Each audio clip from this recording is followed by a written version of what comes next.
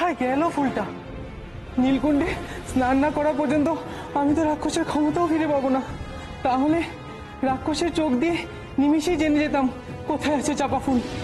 এখন এ ঝপ ও ঝপ খুঁজে খুঁজে দেখতে হবে ভালো করে। রাজকুমারী মণিমল্লিকা বিশেষভাবে নজর রাখতে বলেছিলেন এখানে। এ ফুল খুঁজে না পেলে আমাদের কারো আর রক্ষে থাকবে না। চুপ করে থেকো না পারো, কিছু একটা বলো। ওই রাক্ষস ফুল খুঁজতে অন্যদিকে গেছে। এদিকে এলে আমরা ধরা পড়ে যাবো পারো, কিছু একটা বলো বলো পারুল।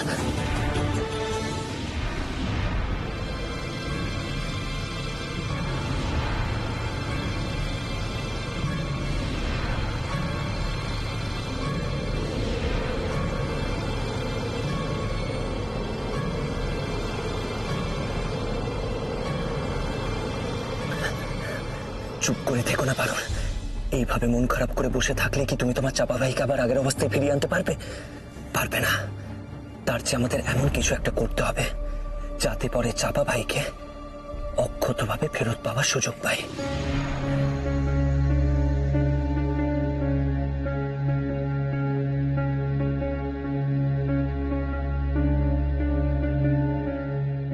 তুমি ঠিক বলেছ সেনাপতি মশাই। এই শুকিয়ে যা চাপা ভাইকে সজীব করতে হলে ওকে এই বাগানেই রেখে যেতে হবে। তারপর ওকে জীবন্ত নিয়ে যাওয়ার উপায় খুঁজে বের করতে হবে।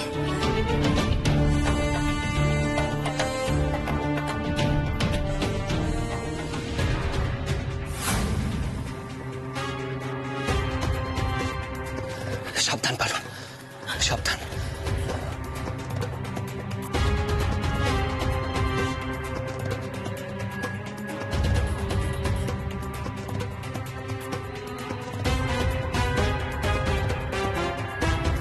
খুব সাবধানে পারুল, ওই রাক্ষস যেন দেখে না ফেলে। তাড়াতাড়ি করো পারুল, এই সুযোগ। রাক্ষস মনে হয় চাপা ফুল খুঁজতে অন্যদিকে গেছে। দাঁড়াও, আমি দেখছি কোথায় গেছে সে।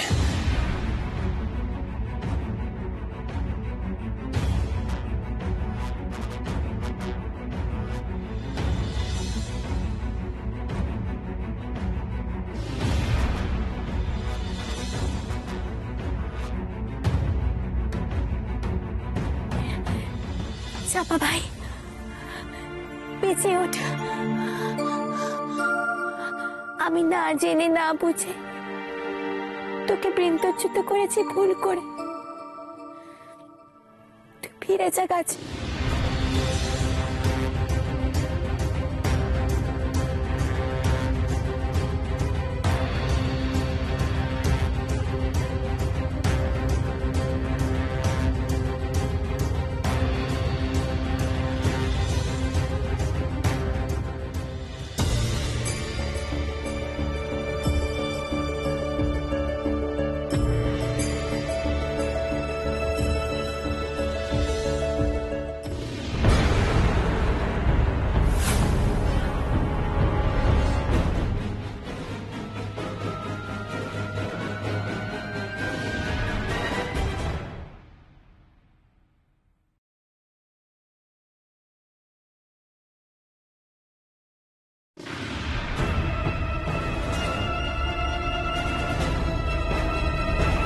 আমি আবার ফিরে আসবো চাপা ভাই, তোকে এখান থেকে জীবন্ত নিয়ে যাওয়ার উপায় জেনে আমি আবার ফিরে আসবো। তোকে সঙ্গে না নিয়ে এই রাক্ষস রাজ্য ছেড়ে আমি কোথাও যাব না, কোথাও না।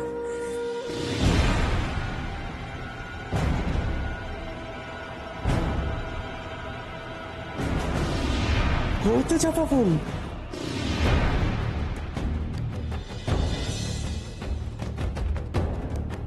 ওই ফুলের পাশে ওটা আবার কে?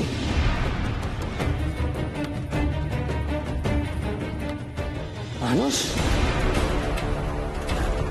মানুষের মেয়ে এই বাগানে? মানুষের মেয়ে কলকাতার ভিতরে ঢুকলো কি করে? আশ্চর্য।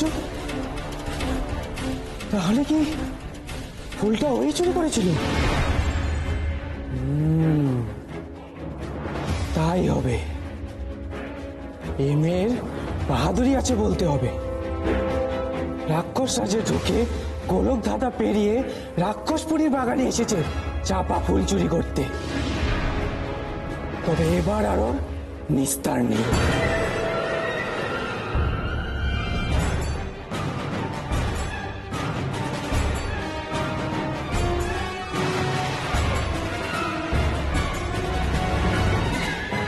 চাপা ভাই,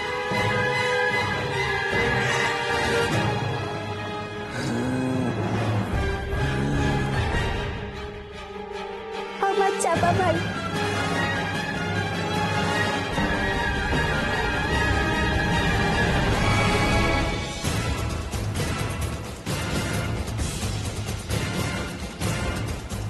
ওরে বাবা, কি সাংঘাতিক! কে ও? রাক্ষসী নাকি? রাক্ষসী? হ্যাঁ হ্যাঁ হ্যাঁ, আমি রাক্ষসী, রাক্ষসী রানী মণিমল্লিকা। আমাকে অবজ্ঞা করার ফল কি বুঝতে পেরেছিস তো? দেখ তোরা,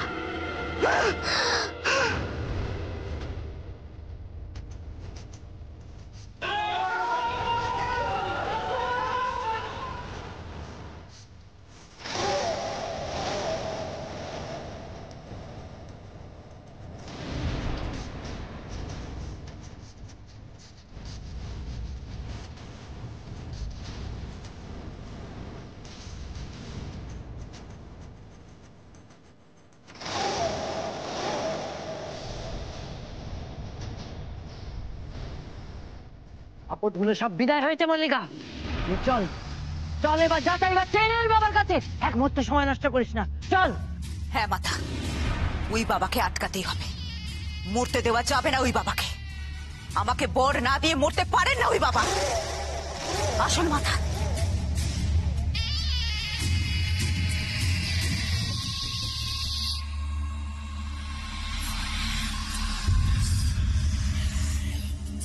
বেলা দ্বীপ্রহর সমাগত।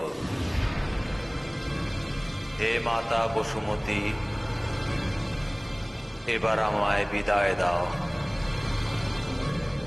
আমার এ শরীর পঞ্চভূতে লীন করে দাও,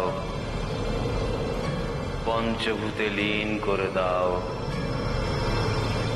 পঞ্চভূতে লীন করে দাও। না বাবা, না বাবা না, আপনি এইভাবে চলে যেতে পারেন না আমাদেরকে ছেড়ে।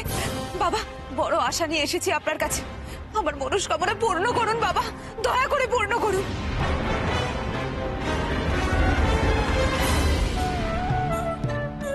আমি মাকে কথা দিয়েছি, ভাইদের খুঁজে বের করে মায়ের কোলে ফিরিয়ে দেব।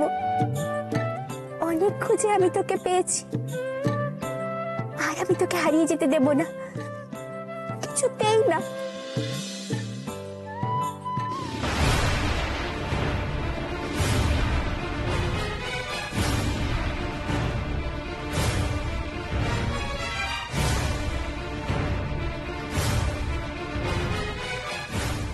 কি করবো এখন আমি? কি করে থামাবো এই ভয়ঙ্কর রাক্ষসকে? চিৎকার করে পারুলকে সাবধান করতে গেলে এই রাক্ষসটাও তো সাবধান হয়ে যাবে, হয়তো আরো হিংস্র হয়ে উঠবে, কিংবা কিংবা তার সঙ্গী সাথীদের ডাকবে। না না, তাতে বিপদ আরো বাড়তে পারে।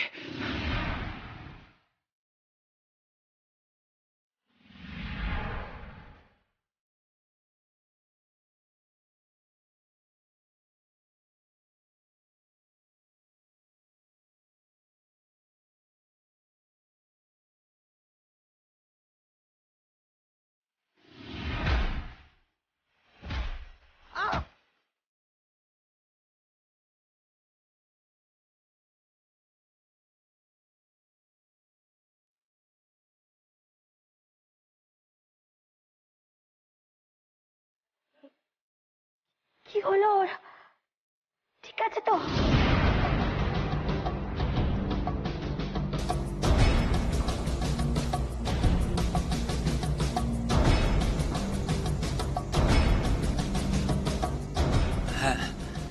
তেমন কিছু হয়নি, আঘাত পেয়ে জ্ঞান হারিয়েছে। তাছাড়া সূর্যগ্রহণের ফলে শরীর দুর্বল ছিল, আর নীলকুণ্ডের জলে স্নান না করা পর্যন্ত ওর শক্তিও ফিরে পাবে না। কিন্তু কিন্তু পারুল, ওর জ্ঞান ফেরার আগে আমাদের এখান থেকে পালাতে হবে। বাকি রাক্ষসরা নীলকুণ্ডের জলে স্নান করতে গেছে। স্নান সারা হলে তারা আবার তাদের শক্তি ফিরে পাবে। তারপর এখানে ফিরে এসে যদি আমাদের দেখা পায় তাহলে আর রক্ষা থাকবে না।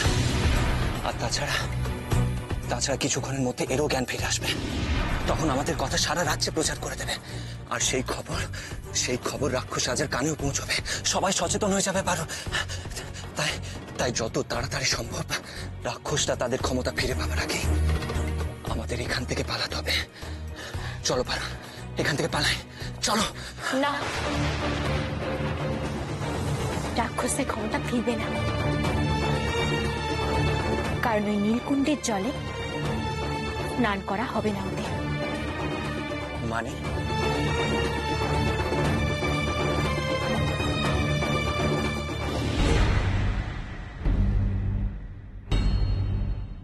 বাবা, বাবা বড় আশা করে এসেছি বাবা আপনার কাছে। এইভাবে ফিরিয়ে দেবেন না বাবা খালি হাতে। দয়া করে মনস্কামনা পূর্ণ করুন বাবা। এইভাবে আমাদের ছেড়ে চলে যেতে পারেন না আপনি। বাবা, বাবা আপনি আমার সঙ্গে রাজপ্রাসাদে চলুন বাবা। বড় আরামে থাকবেন, আপনার সেবা করবো আমি। আপনার জন্য আমি বড় মহল বানিয়ে দেবো বাবা। বাবা কি মনে মল্লিকা, সময় নষ্ট করছিস কেন? 2 প্রহর পার হয়ে গেছে, চিতার আগুন দ্রুত ছড়াচ্ছে। আর তাছাড়া এই স্বামিত্র সিদ্ধান্তকে বদলানো যাবে না। তাহলে আমি এখন কি করব? পারুল আর রাঘবকে আমি ধরবো কিভাবে? বাবাকে যদি রাজপ্রাসাদে না নিয়ে যাই তাহলে তো। চুপ, আগে নিজের ইচ্ছের কথাটা বল। চিতার আগুন ক্রমশ গ্রাস করছে। বাবার দেহ পুড়ে ছাই হয়ে যাওয়ার আগে তুই বরটা চেয়ে নে মনে মল্লিকা। হ্যাঁ মাতা। বাবা, বাবা আপনি তো অন্তর্যামী বাবা। বাবা আপনি তো সব জানেন। ওই সেনাপতি রাঘবেন্দ্র আর পদ্মাবতীর মেয়ে পারুল, ওদের নিয়ে আমি বড় সমস্যায় পড়েছি, বড় ভোগাচ্ছি আমাকে। এসব কি বলছিস মনে মল্লিকা, আসল কথাটা বল। বাবা, বাবা ওই পারুল আর রাঘবকে আমি কিছুতেই দেখতে পাচ্ছি না, কিছুতেই না। যদি পারুল আর রাঘবকে আমি দেখতে পেতাম বাবা। তথাস্তু, তাই হবে। তুই ওদের দেখতে পাবি। আর সেই সঙ্গে যদি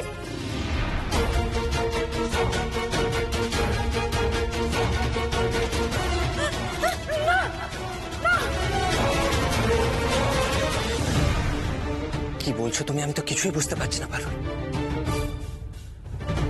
চাপা ভাইকে জীবন্ত অবস্থায় আমরা এখান থেকে কি করে নিয়ে যাব সেটা এখন আমরা জানি না সেনাপতি মশাই।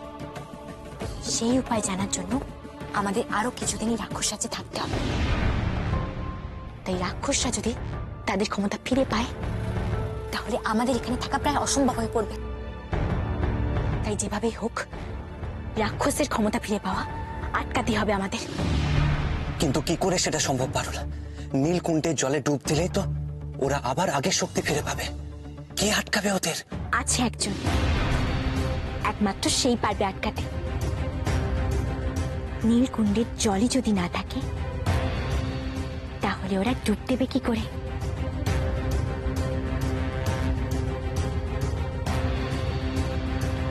চল।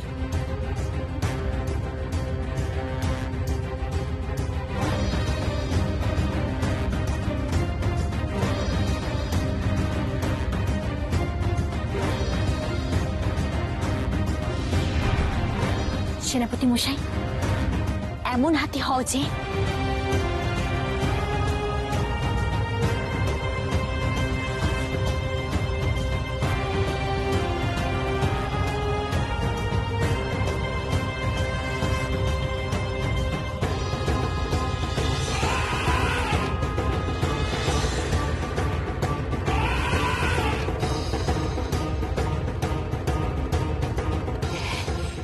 সেনাপতি মশাই একটু অপেক্ষা করো, আমি চাপা ভাইয়ের কাছে বিদায় নিয়ে আসছি।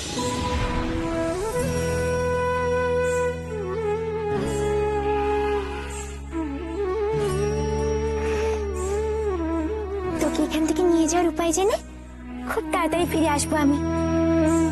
ততক্ষণ একটু ধৈর্য ধরে থাক, লক্ষ্মী ভাই আমার।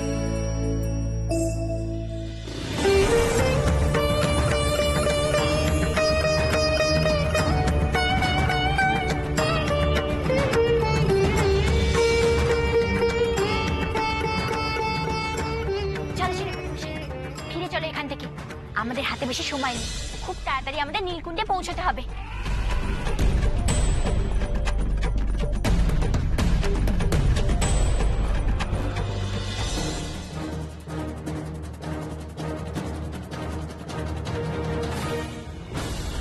না, এই আগুন নেভাতে হবে, বাঁচাতে হবে বাবাকে, বাবাকে বাঁচাতে হবে, বাঁচাতে হবে। মল্লিকা, তোর কি মাথা খারাপ হয়ে গেল? বাবার চিতার আগুনে তুইও যে পুড়ে ছাই হয়ে যাবি। স্বেচ্ছামৃত্যুর চিতার আগুন কখনো নেভানো যায় না মল্লিকা। কিন্তু কিন্তু বাবাকে যেভাবে পুড়তে দেওয়া যাবে না, বাবা যে পুড়ে পুড়ে ছাই হয়ে যাবেন। এই মৃত্যু আটকানো যাবে না মল্লিকা। এই ক্ষমতা আমারও নেই। তুই কেন বুঝতে পারছিস না? অনেকক্ষণ ধরে অনেক সময় নষ্ট করেছিস। বাবার প্রাণবায়ুটা বেরিয়ে যাওয়ার আগে তুই তোর মনোবাসনাটা বল। মনোবাসনা পূর্ণ হলেই তো আমাদের লাভ।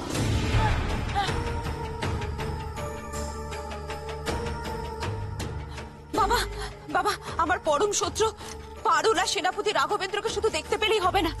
এই আমার মনস্কামনা শুধু নয় বাবা, আপনি আমার মনস্কামনা পূর্ণ করুন বাবা। বল বল, তোর কি মনস্কামনা? তাড়াতাড়ি বল, সময় বড় কম। বল বল, শিগগিরই বল, শিগগিরই বল। বাবা, বাবা, পারুল আর রাঘবেন্দ্র যদি শুধু এইভাবে বারবার জিতে যায়, আমার হাতের মুঠো এসেও যদি আমি ওদের বারবার ধরতে না পারি। তথাস্তু, তাই হবে। তোর এই মনস্কামনা পূর্ণ হবে।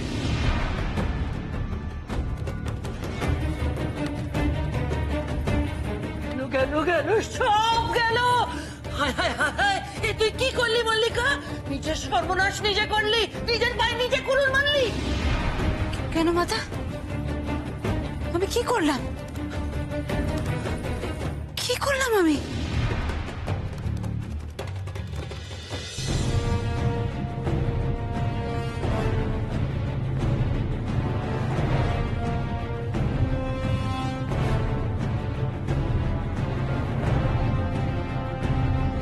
সেনাপতি মশাই, মহাকাশের শূন্যতা হাফেশ হয়ে গেল নাকি? এখানে তো শুধুই ধুধু মাঠ। আমরা কি ভুল পথে এলাম নাকি? তাই তো। তারপর সেই আগুন দেওয়ালে সুড়ঙ্গ কোথায় গেল সেটাও তো দেখছি না। কিন্তু আমি নিশ্চিত যে আমরা এই দিকে এসেছিলাম। দিক চিনতে কোনো ভুল হয়নি। সব কেমন ভোজবাজির মতো ব্যাপার। মহাকাশ, নীল দেওয়াল, আগুন সুড়ঙ্গ সবই কি হাফেশ হয়ে গেল নাকি? তাহলে এখন আমরা কি করব পারুল? অন্যদিকে কি দেখবো?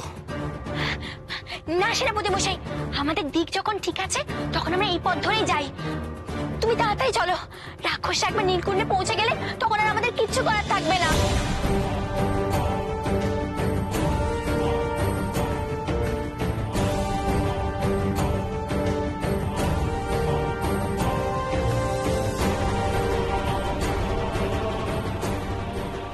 আমরা ঠিক দিকে যাচ্ছি সেনাপতি মশাই। ওই দেখো, দূরে রাক্ষসপুরী দেখা যাচ্ছে। তাই তো। তাহলে যাওয়ার সময় আমাদের যে অত বাধা পার হয়ে যেতে হলো। আমি বুঝতে পেরেছি সেনাপতি মশাই, এই সবকিছুই আসলে রাক্ষসের তৈরি করা মায়া। গোলক ধাঁধার দুর্গম পথ পার হতে হয় শুধুমাত্র চাপা ফুলের কাছে পৌঁছানোর জন্য। কিন্তু একবার যে সেখানে পৌঁছে যায় তাকে ফেরার পথে আর গোলক ধাঁধা পেরোতে হয় না। আসলে গোলক ধাঁধা বলেই কিছু নেই। সেই জন্যই তো আমি যখন খোকস রাজকন্যা নাসাপতির সঙ্গে আকাশপথে আমার ভাইয়ের সঙ্গে দেখা করতে এসেছিলাম, আমি এসব কিছুই দেখতে পাইনি। তুমি ঠিক বলেছো পারুল। এরা যত কঠিন কঠিন বাধা সৃষ্টি করে রেখেছে বাগানে পৌঁছানোর সময়, যাতে বাইরের কেউ ওই চাপা গাছের কাছে পৌঁছতে না পারে। ঠিক তাই।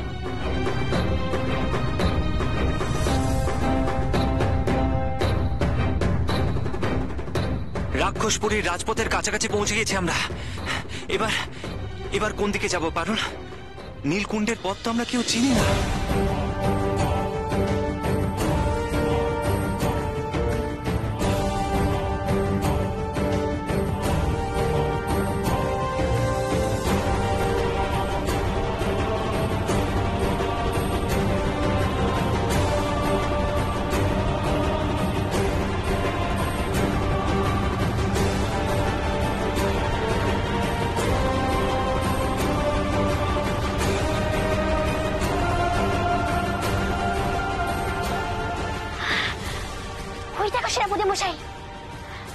রাক্ষসরা দলে দলে ওইদিকে যাচ্ছে।